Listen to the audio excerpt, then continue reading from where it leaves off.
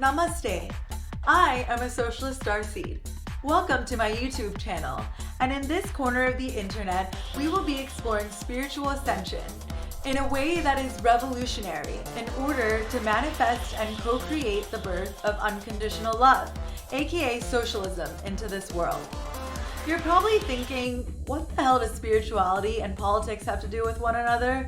Well, everything actually, but we'll get to that in a second. First, let's discuss the second part of Socialist Starseed, Starseed. Starseeds are said to originate from various star systems like Pleiades, Sirius, Lyran, Arcturus, etc. that lived on higher planes of existence, nearly opposite to the very dense third-dimensional existence here on Earth. These collectives of consciousness wanted to expand their energy into a denser reality so they could manifest their desires of unconditional love into the physical world. Before making their way to Earth, they made a stop at Venus, and it's no coincidence that it's named the planet of love.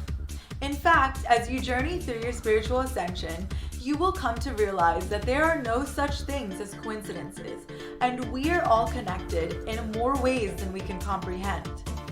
On Venus, they existed in the form of jellyfish, which makes complete sense coming from a jellyfish fanatic herself. Jellyfish have always been an enigma to scientists because they defy the definition of living organisms here on Earth.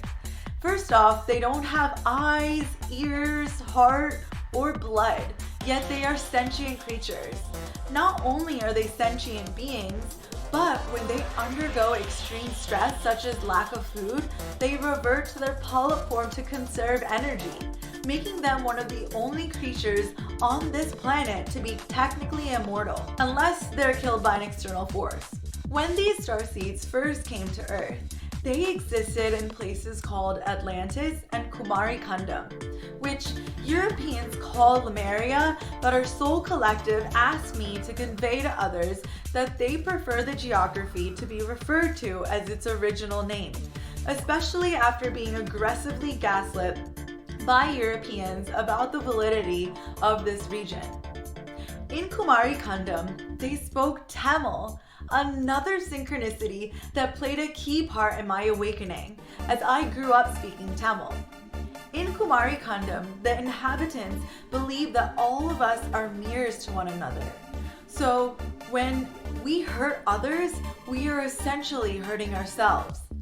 It's a key guiding principle of the energy within the Divine Feminine collective. The Divine Feminine ruled Kumari Kingdom, and this region specifically holds the seeds to spirituality that birthed the cultures of indigenous, African, and Asian peoples. Because the collective consciousness of this region existed in the fifth dimension or above due to an absence of any ego-driven motivations, these energy bodies could easily manipulate their physical reality, giving them the ability to levitate and physically morph themselves and the world around them. Kumari Kingdom was the first place that we experienced socialism in its purest form. If we want to recreate the heavenly vibration from Kumari Kingdom, we must have powerful political will in order to do our collective shadow work, which is the only path towards spiritual ascension and ensuring socialism as we attempt to save this planet. With that being said, the universe exposes another powerful synchronicity as a reminder of the divine alignment we are all a part of in this very moment, dearest starseeds. This idea was finalized in September, the 9th month of the year, and the number 9 represents service to humanity, and it is the number of wisdom, responsibility, and selflessness. The universe is asking us to focus on humanitarianism and broaden our perspective to understand the experience of others, cultivating empathy. 9 is also the karmic number of spiritual awakening and being of service to those who are in need. It is through interconnection and service to others that we can reach new heights of energy, both individually and collectively. Now, let's get back to that question. What the hell does politics and spirituality have to do with one another? Well, Spirituality is just a fancy word to explain the process of regulating our own energy in harmony with the energy around us. But capitalism functions to exploit the collective energy of all living beings. Without a strong grounding in how our economy only benefits the ruling class, you can't see the fundamental spiritual flaw in how our economy is set up, which prevents humanity from surpassing our collective root chakra. This is how starseeds get washed away in the spiritual demise that is capitalism, and become trapped in a delusion that is a limiting reality in which success is measured by the confines of our ego. When we gain political awareness, we are able to give our intuition the tools needed to know how to react in this reality appropriately and dynamically. We all have this innate feeling of fuck this system, but without nurturing our political awareness, we mirror a reality that ultimately influences our actions into wasting away our energy for those who are killing our planet. Don't be afraid of anger. Embrace it and honor it instead. It is what protects our energy, while simultaneously unlocking collective wisdom and heightened levels of driven energy in times of need.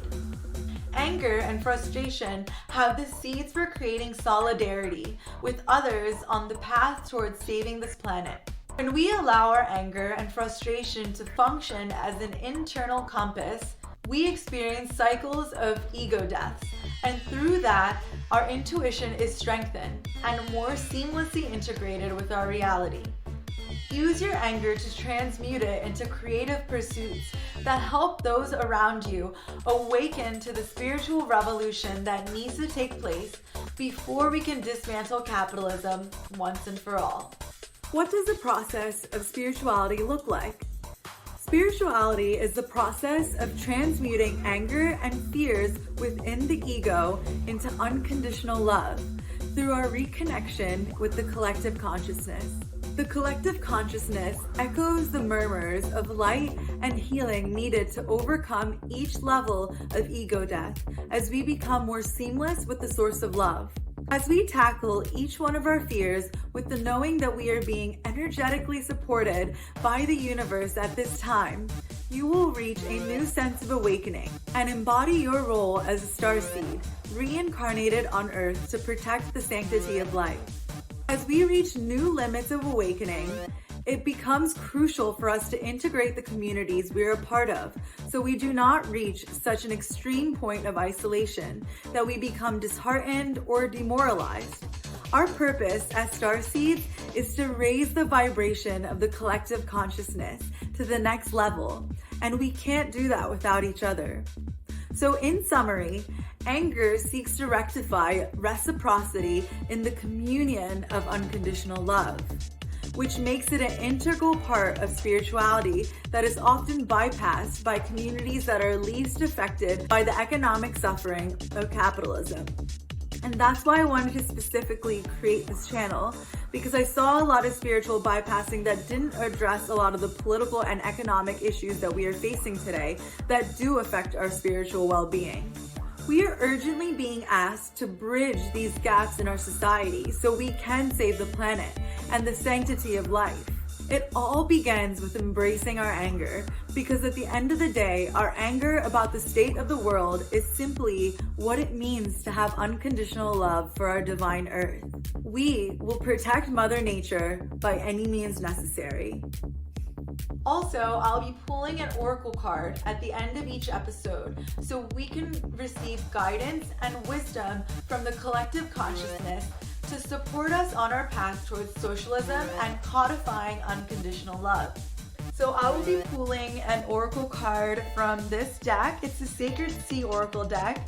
And even me acquiring this deck was such an experience. It was right after the Lionsgate portal that I started to reconnect with my ancestors in a deeper way, where I was diving into my past lives and just visions from my past lives here on Earth, and also seeing, the collective that I was a part of. And so after that experience, I had been Also recently diving into like tarot card readings and just the practice of using tarot cards to connect with the collective consciousness. And so I went to Barnes & Noble's after work on a whim, and I wanted to get a deck of tarot cards. And when I go to the Barnes & Noble's now, mind you, it's like 30 minutes before it closes, and I go up there, and this deck actually like piqued my interest first. But I wasn't sure what an oracle card deck was and what the difference between that and tarot cards were. So, you know, I doubted myself. I put it back and I was like, I'm just going to go with what I know, which is tarot cards. And I got this like witch tarot card set, and I was like, okay, let's just go with this, especially because the person who worked at Barnes & Noble's tapped me on the shoulder and said, we're closing, so, you know, please make your final decision and go down to the register. So in a panic, I grabbed it, I went downstairs, I'm waiting in line, and as I'm waiting in line, I just had this like panic attack that came out of nowhere. And so I've been on this journey of like just following my intuition and what my gut is telling me. So I just knew something wasn't right about that deck. I felt like Harry Potter in the wand store looking for his wand, and I knew this just wasn't my wand. So I went back upstairs, and of course, as soon as I go upstairs, this deck grabbed my attention again. And so I get the deck, I go home, and I read through the book. And the deck refers to the land that my ancestors are from as Lemuria. But regardless, that knowledge that book started talking about, it really just tied everything together for me, especially because as I looked further into it, I looked up Lemuria, it tied me to Kumari Kandam, it then tied me to how they spoke Tamil, and I just like lost it. I like lost it in the most beautiful way possible, where I was like uncontrollably crying, but in this just explosion of emotion, I also just had like flashbacks and visions of just like what my life has been up until this point, all my lifetimes and things like that.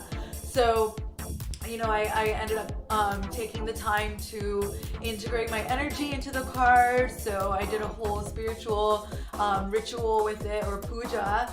And in that process itself, I also had even more visions and insight from my ancestors about what my mission has been, and all of these things that I've struggled with in my life, all of these intuitive thoughts that I've had, you know, from like not really being about celebrities and pop culture from day one, you know, and me just thinking that I was just not able to socialize with people, or there was something wrong with my socialization skills, and that's why I veered away from pop culture, when in reality, like from the get-go, I had always been against the elite. So just so many things connected, and what has happened in my lifetime, what has led me to this point. So this deck really changed my life.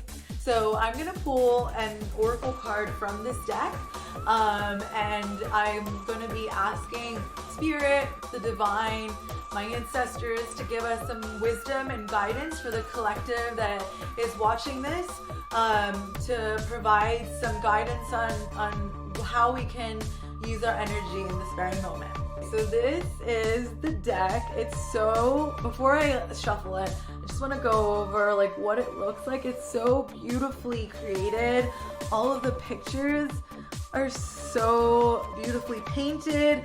They're so like colorful as well. There's like so much intricate colors in it. Oh, this is my favorite one. I've been getting this a lot recently, the Rainbow Light Temple.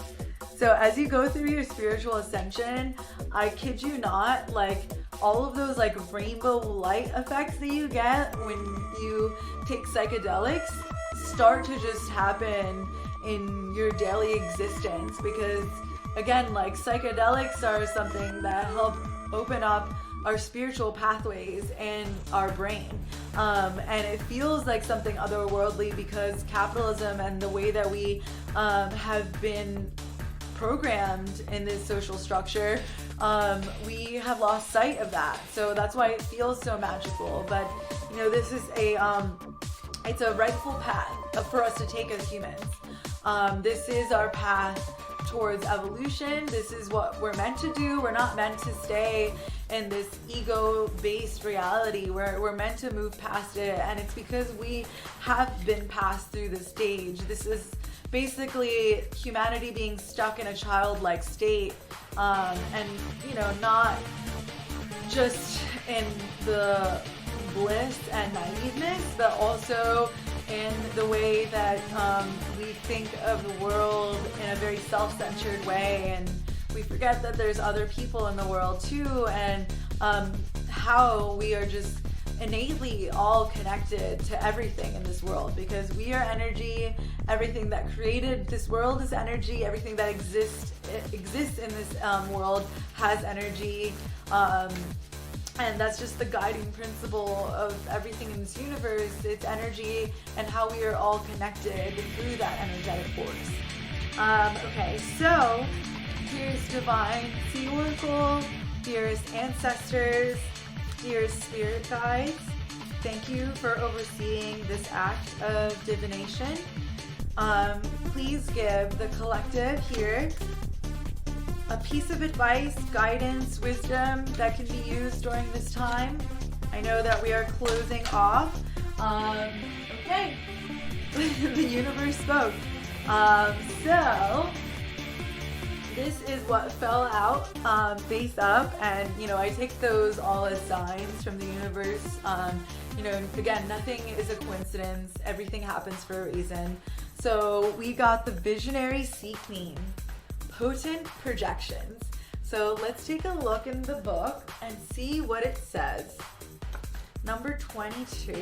We're also in the year 2022, and gosh, it's been a roller coaster, honestly, in the best way possible. I'm way happier than I have ever been on my revolutionary journey, so I'm just thankful to finally reach this stage where I realize how connected we are to one another, and just our ability to manifest things in this reality as long as we live in right relation. So, the visionary sea queen, potent projection. So the affirmation is, I trust and honor my visions, as I am a clear channel of divine vision. I am powerful, courageous, and brave when communicating my visionary ideas and concepts for a better world, with clarity, love, and profound inspiration. Okay, so the sacred meaning. Trust your vision. Take creative actions to activate your vision. Reinvent your own spirituality. Redefine your entire reality. Take a stand for your vision. Commit to creating your vision. Be the visionary queen you have been waiting for. Inspire others with your ideas. Communicate and illustrate your innovative ways to the world. So the sacred message is, the visionary sea queen is here to activate your third eye, to enhance your intuitive, imaginative wisdom, so you can be the visionary you came to Earth to embody. Wow, it's literally what we were just talking about. Pulling this card indicates it is imperative you take time to connect to your visionary sight and mindset, so you can project your visions clearly into reality through art, poetry, conversation, dance, sculpture, and so on. You can actually open up this ability within by simply participating in these creative activities. Sitting to meditate as a means of awakening your visionary sight doesn't work for everyone. It is time to shake yourself out of mainstream modes of spirituality and reinvent them for yourself, owning the messages, visions, and insights that come directly to you. This card is showing you that you are ready. It is up to you to decide if you will remain open to receive fresh downloads in addition to having the courage to share them with the world. Our new earth reality lies in your consciousness. Okay, so a sacred sea ritual to practice the act of manifesting this energy. Create a different vision for yourself. Look for and find a new way and take one action today to move in this direction. Follow your vision, however unclear it may be. Just take one small action towards it. The next vision with new information will follow, and you must trust this. The Visionary Sea Queen asks you to contemplate what you truly believe in, and in contrast, what you no longer believe in. What you are willing to let go and detach from in order to see your new vision, path, or stream to swim down. Since you are the co-creator of your reality, what are you allowing yourself to believe, see, dive into, and experience? If you do not like what you see, change it and show people your vision of the way things are to you, or the way things could be if. When you have a clear vision and feel a burning flame of desire to take a new action, you may close this ritual by sending gratitude to the Visionary Sea Queen and your higher self for all that was revealed to you.